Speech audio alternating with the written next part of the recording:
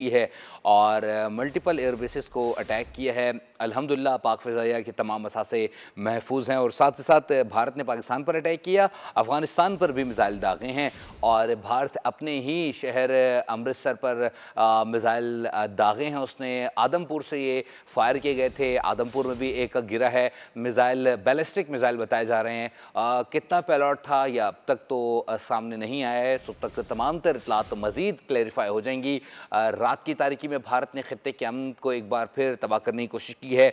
गुज़िश्ता रात भारतीय जो मीडिया है वो एक्सपोज हुआ है और इससे पहले भारत ने जारयत की कोशिश की तो मुंह की खाई है और DGSPR की जानिब से वाज़ेह तौर पर कह दिया गया है कि भारत अब हमारे जवाब का इंतज़ार करे। सलमान, बताइए, इस वक्त बदलती हुई सिचुएशन है खित्ते की, ऐसे में मीडिया का किरदार बहुत अहमियत का हामिल होता है। गुज़िश्ता रात के प्रोपेगेंडे के बाद भी क्या भारतीय मीडिया अब भी जो है वो इस प्रोपेगेंडे को जारी रखे हुए है?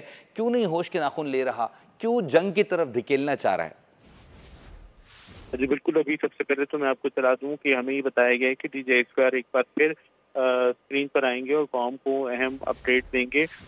भारत की जो बात है आप जानते ही हैं, हम पहले भी डिस्कस कर रहे थे कि मोदी सरकार का एक ही जुनून है कि वो जंगी जुनून भड़काए रखें इस इलाके के अंदर, इस खित्ते के अंदर, और उनकी जो ऑडियंस है जिसको वो हिंदुत्व ज़्यादा माइंडसेट कर चुके हैं, हिंदुत्व का ज़हर जो है मुआशरे के अंदर फैला चुके हैं, उनको खुश करना, उनसे वोट बटोरना जो है उनका रियल टारगेट है। लेकिन पाकिस्तान जो है अल्हम्दुलिल्लाह कायम रहने के लिए बना है, पाकिस्तान कायम रहेगा और मोदी के तमाम हथकंडे, तमाम तर उसकी जो चालें हैं, इंशाअल्लाह वो नाकाम होंगी, क्योंकि पाकिस्तान की अवाम, पाकिस्तान के मुसल्लह अफ़वाज यकजान हैं और पाकिस्तान का दिफा भरपूर अंदाज के अंदर करने की सलाहियत रखती हैं। जी।